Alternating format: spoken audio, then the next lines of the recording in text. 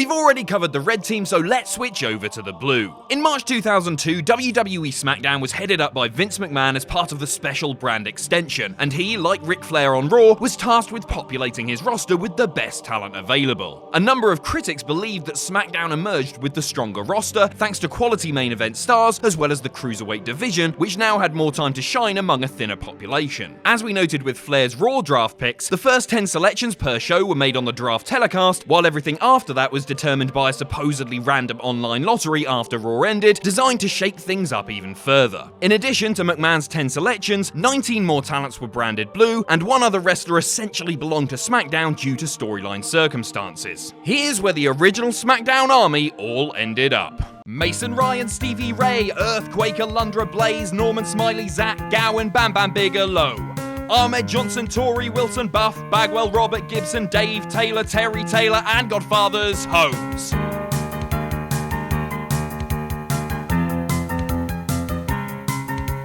Dwayne Gill, Adam Bomb, Michael Hayes, Cor Von, S.A. Rios, Jim Manai, the manager from Kai and Tai, Jim Powers, Francine, Jack Swagger, Mean Gene, Fat Chick Thriller, Duke the Dumpster, Oklahoma Manta. What happened to that wrestler?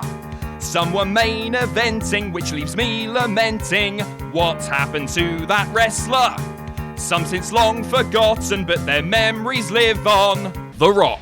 In Austin's absence due to a legitimate walkout, there could only be one feasible choice for top pick, and it was the man whose catchphrase spawned the name of the Thursday night broadcast. Rock didn't really leave much of a footprint on SmackDown at this point, sadly due to Hollywood commitments. And the Great One is still king of Tinseltown today, flexing his muscle in action films, comedies, and Disney fare, some of which are produced through his studio, 7 Bucks Productions. Kurt Angle. In his final weeks as a man with hair, Angle buddied up to McMahon on the night of the draft, making himself kind of a deputy general manager, a Constable Kurt, if you will. For the next 3 years, Angle became synonymous with SmackDown, delivering some truly epic performances with the likes of Chris Benoit, Brock Lesnar, and Eddie Guerrero, among many others. Angle recently retired following a 20-year career, dropping his final bout to Baron Corbin at WrestleMania 35. Chris Benoit. Though he'd been on the shelf since the previous June in order to recover from spinal fusion surgery, Benoit was enough of a valued commodity that Angle was seen recommending him to McMahon as a selection. Benoit re-emerged on TV 2 months later, but oddly enough on the Raw brand for a time. Tragically, Benoit ended his own life at the age of 40 in June 2007, culminating a weekend in which he murdered both wife Nancy and son Daniel. Hulk Hogan. At the dawn of 2002, few could have imagined the 48-year-old Hulkster becoming one of the biggest stars in WWE once more, as the fans' nostalgia wave cast an immense shadow over the product. Cashing in on the rekindled Hulkamania craze, Hogan received a 4-week run as WWE champion once more. Today, Hogan's still associated with the company as an ambassador of sorts, while trying to live down regrettable comments he was caught making some years ago.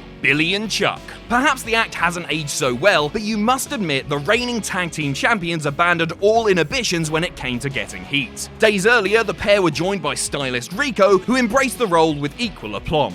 These days, Billy Gunn is signed to All Elite Wrestling as a producer, while Chuck Palumbo runs CP Customs, a vehicular repair and customization business. Rico, meanwhile, is retired from wrestling as well as a long career in law enforcement and recently pulled through a battery of life-threatening health issues. Edge. After splitting from Christian the previous summer, it was quite apparent that WWE wanted to go all the way with the tall, blonde-haired, and popular Canadian star. Though he wouldn't hit his greatest stride for a few more years, excellent matches with the other SmackDown 6 members helped fill out an already impressive portfolio. Now retired, Edge remains a personality through podcasting and the like with brother Christian, yes they're brothers damn it, while raising his daughters alongside wife Beth Phoenix. Rikishi. It was awful nice of McMahon to draft the behemoth wrestler, as just months earlier he found himself nose to corn shoot with Big Quiche. In fact, in less than 1 year's time, Rikishi got to sit on the faces of 3 promotional kingpins: McMahon, Paul Heyman, and Eric Bischoff, which is quite a career achievement. Now in his 50s, Rikishi still periodically wrestles, while also operating the Knox Pro Wrestling Academy in Van Nuys, California. Devon Dudley. In the Dudleyville divorce, Bubba Ray seemingly got custody of the usual Dudley appearance and attitude, while Devon Devon began anew with a rather lukewarm identity change. He became Reverend Devon, another in a long line of wrestling meets religion gimmicks that, if nothing else, at least introduced the world to the guardian of the donation box. Devon wrestled what is to date his final match in 2016 before becoming a backstage producer for WWE. Mark Henry.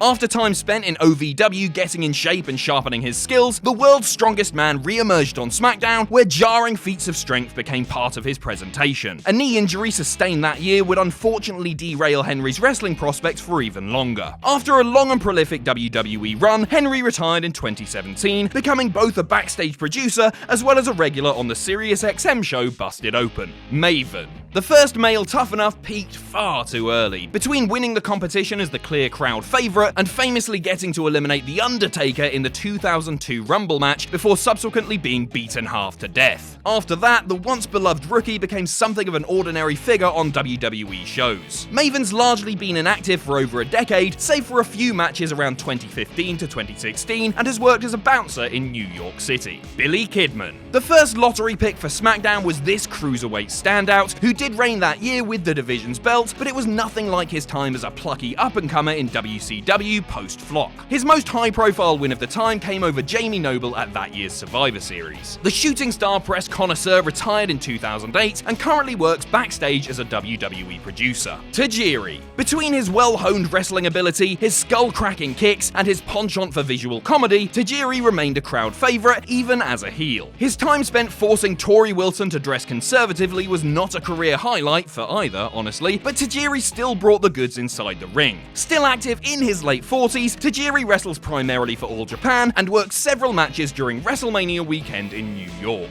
Chris Jericho. The walls broke down at WrestleMania 18 for Jericho, leading to a rather unsuccessful run through spring and summer. Losses to Triple H inside Hell in a Cell, as well as Rob Van Dam, rookie John Cena, and middle-aged Ric Flair didn't exactly make Y2J look strong. But Jericho found his way back to prominence in the coming years, and today provides superstar presence for the upstart All Elite Wrestling. Ivory. With right to censor long in the past, Ivory persisted onward as a trainer on the Tough Enough series, which played into brief on-screen rivalries with Jackie Gator and Linda Miles. Her time as an in-ring wrestler was nearing its end, and within a couple of years, Ivory was mostly seen in hostess and trainer roles. Today, she runs Downtown Dog, a pet boarding and grooming business in Friday Harbor, Washington. Albert. His time as the hip-hop hippo was nearing its end, and the beastly Albert turned heel shortly thereafter. After many months stuck in limbo, WWE found better use for the super heavyweight by redubbing him A-Train, a gimmick change that ushered in more meager ring attire that inspired chants of "shave your back."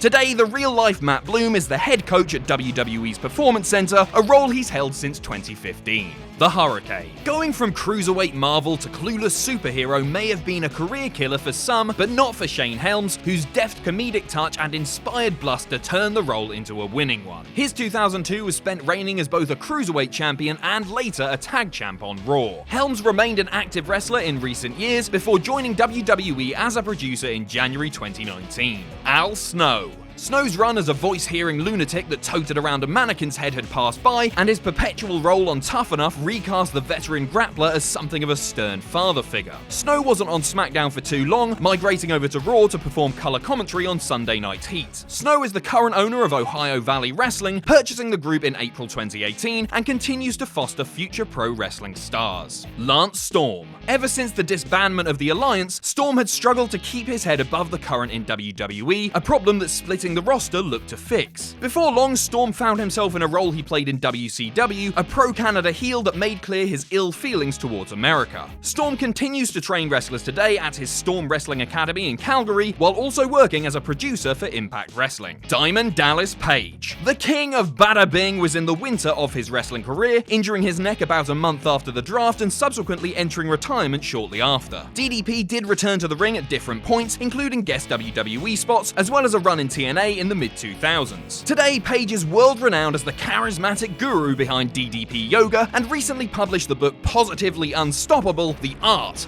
of Owning It. Tori Wilson. It's easy to see why Vince McMahon had a vested interest in getting the most out of this bubbly blonde, not that many fans complained. Wilson may not have been much of a wrestler, but she was featured quite copiously on SmackDown, especially in a rather memorable angle with Father Al and stepmother Dawn Marie. A longtime fitness buff, Wilson published the ebook Fitensity, a comprehensive diet and exercise guide. Scotty 2 Hottie. While the WORM always got a pop from the crowd, Scotty without Grandmaster Sexay wasn't quite the same, and the remainder of Scott Taylor's WWE tenure saw him tucked deep in the undercard. Shortly after the draft, Scotty underwent cervical fusion surgery and was sidelined for nearly a year and a half. In 2016, Scotty returned to WWE as a trainer at the Performance Center, teaching one of the middle-tier classes, Stacy Keibler. What was said about Tori Wilson applies to the one-of-a-kind Keibler, whose natural beauty more than compensated for any deficiencies in her wrestling ability. Stacy's grandest moment on SmackDown in this era was easily her audition for McMahon's assistant role, which spawned enough McMemes for us all to run into the ground. Long retired from wrestling, Keibler lives the family life with her husband and 2 children, the latter of which was born in 2018.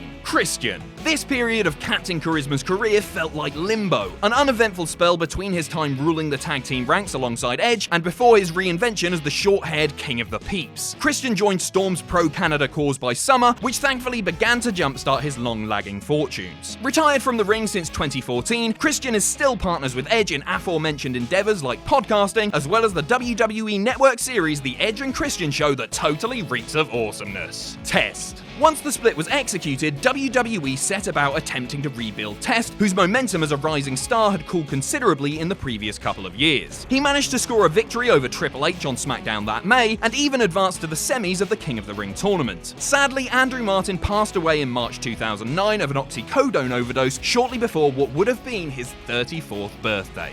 Farouk.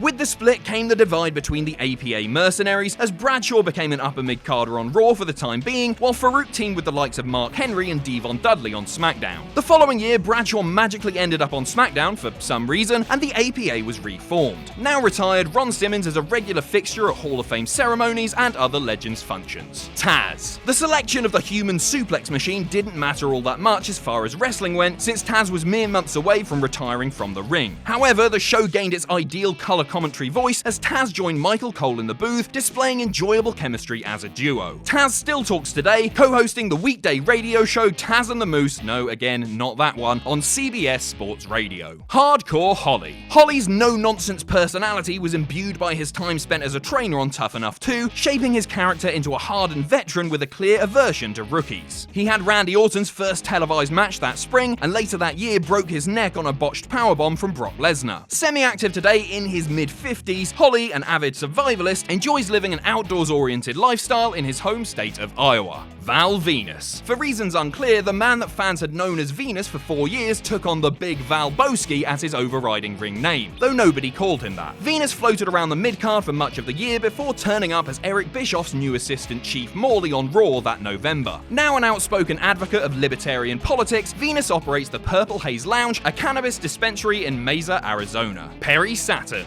Maybe that's why Venus had to alter his name. WWE didn't want 2 guys named after planets on the same show, which explains why Raw was allowed to have Planet Stasiak. The hard-nosed Saturn left the company that fall and quickly resurfaced in the short-lived World Wrestling All-Stars promotion. Now 52, Saturn's difficulty with repeated brain injuries has been well documented, though he still does occasional public appearances and interviews. Triple H. The Game was immune to the draft due to his standing as WWE champion at the time, but ended up on the brand after dropping the belt to Hogan at Backlash the following month. Triple H then feuded with Chris Jericho and The Undertaker, before ending up back on Raw that summer to wage war with Shawn Michaels. Today, Paul Levesque is one of the most important figures in WWE, overseeing NXT while serving as WWE's Executive Vice President of Talent, Live Events, and Creative. Thanks for watching. Let us know what you think in the comments down below. You can follow us on Twitter at Cultaholic. You can find us on Facebook at facebook.com/Cultaholic. If you enjoy what we do here at Cultaholic, you can pledge to us on Patreon. That's patreon.com/Cultaholic. And most importantly, don't forget to hit subscribe